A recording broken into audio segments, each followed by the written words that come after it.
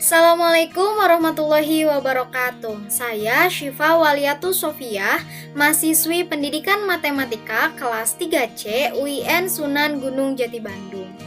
Di sini saya akan mencoba untuk membuat video pembelajaran untuk memenuhi tugas akhir dari mata kuliah kimia dasar. Di sini materi yang akan saya bahas yaitu elektrokimia. Baik, untuk mempercepat waktu, mari kita mulai pembahasannya. Yang pertama yaitu pengertian. Dilihat dari suku katanya elektro dan kimia. Elektro berarti listrik, jadi materi ini akan sangat berhubungan dengan listrik dan kimia. Atau pengertian lebih jelasnya, elektrokimia merupakan cabang ilmu kimia yang membahas hubungan reaksi redoks dengan energi listrik. Keduanya berlangsung dalam sebuah alat yang disebut sel elektrokimia. Nah, elektrokimia dibagi menjadi dua. Yang pertama sel volta, atau ada juga yang menyebutnya sel galvani. Yang kedua sel elektrolisis. Kedua sel ini masing-masing mempunyai ciri-ciri, perbedaan, dan persamaan. Jadi kita akan bahas satu persatu. Nah, yang pertama yaitu sel volta atau sel galvani. Di sel volta ini terjadi reaksi yang mengubah reaksi kimia menjadi energi listrik. Reaksi kimia ini terjadi di elektroda. Nah, di sini terdapat dua elektroda. Ada katoda dan ada anoda. Katoda muatannya positif, anoda muatannya negatif. Nah, di katoda mengalami reaksi reduksi, di anoda mengalami reaksi oksidasi.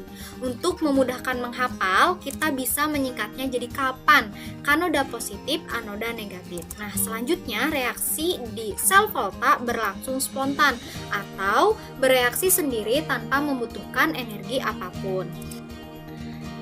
Nah, selanjutnya kita akan melihat gambaran atau rangkaian dari sel volta. Nah, di sebelah kiri di sini ada anoda, ada logam Zn atau logam seng yang direndam oleh larutan ZnNO3.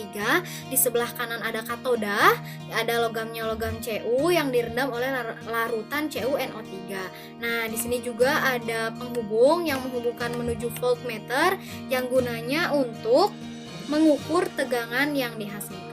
Tadi sudah dijelaskan di rangkaian sel volta, anodanya bermuatan positif, sedangkan katodanya bermuatan negatif. Ternyata setelah bereaksi di anoda ini kelebihan yang kemudian di anoda ini kelebihan muatan positif, sedangkan di katoda kelebihan muatan negatif. Untuk mengakalinya, maka dibuatlah jembatan yang disebut dengan jembatan garam. Nah, gunanya untuk menyeimbangkan muatan di anoda dan di katoda. Nah, seperti itu. Kemudian untuk reaksinya, di anoda kan reaksinya reaksi oksidasi.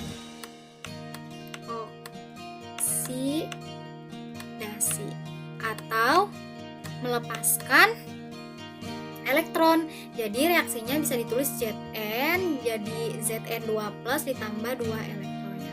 Karena melepaskan, maka elektronnya ditulis di sebelah kanan atau ditulis di bagian produk. Nah, untuk di katoda tadi kan reaksinya ada reaksi reduksi atau mengikat elektron. Jadi reaksinya bisa kita tulis Cu2+ plus 2 elektron jadi Cu. Karena mengikat, jadi elektronnya kita tulis di sebelah kiri atau di reaktannya. Nah, untuk reaksi selnya kita bisa tuliskan dengan menambahkan kedua reaksi ini. Nah, karena di sebelah kanan dan di sebelah kiri ada 2 elektron, jadi bisa kita coret. Hasilnya jadi Zn plus Cu2+, hasilnya Zn2+ plus Cu. Atau kita bisa tulis dengan notasi sel atau diagram sel. Jadi yang pertama kita tuliskan yang bereaksi di anoda dulu. Zn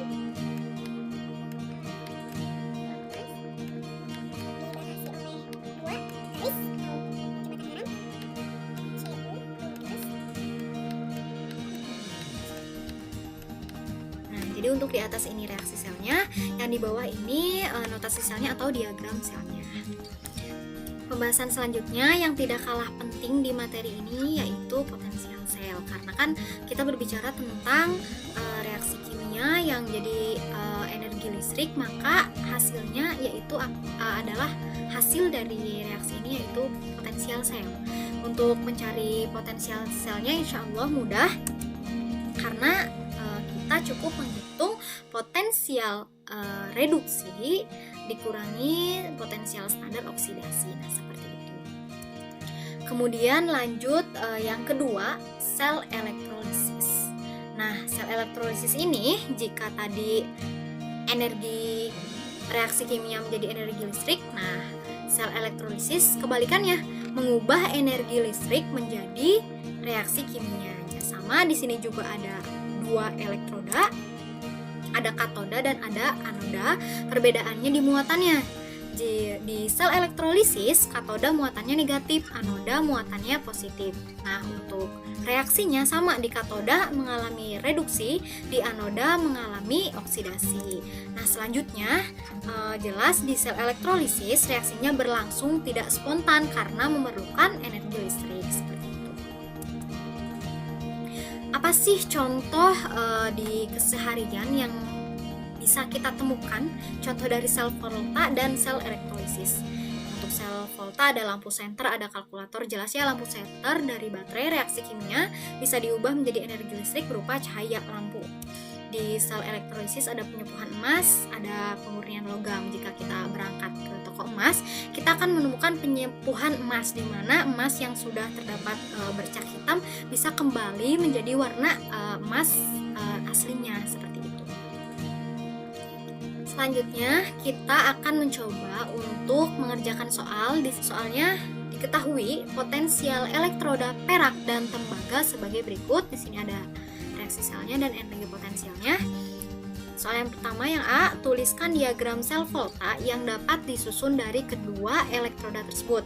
Yang kedua atau yang B, tentukan potensial sel standar sel itu. Yang C, tuliskan pula reaksi selnya. Untuk menjawab soal ini, kita bisa menentukan dulu reaksi mana yang terjadi di katoda dan reaksi mana yang terjadi di anoda. Kita bisa menemukannya dengan memperhatikan potensial selnya. Potensial yang lebih besar berada di katoda dan yang lebih kecil berada di anoda. Nah, jadi yang di katoda ini yang perak karena potensial selnya lebih besar, yang di anoda adalah tembaga karena potensial selnya lebih kecil. Tuliskan diagram sel volta yang dapat disusun dari kedua elektroda tersebut. Tadi kita sudah bahas diagram selnya. Kita tuliskan dulu yang berada di anoda, yaitu tembaga. Kita tuliskan logamnya, garis miring, tuliskan elektronnya. Nah, kemudian dibatasi dua garis. Kemudian kita tuliskan reaksi yang di katodanya,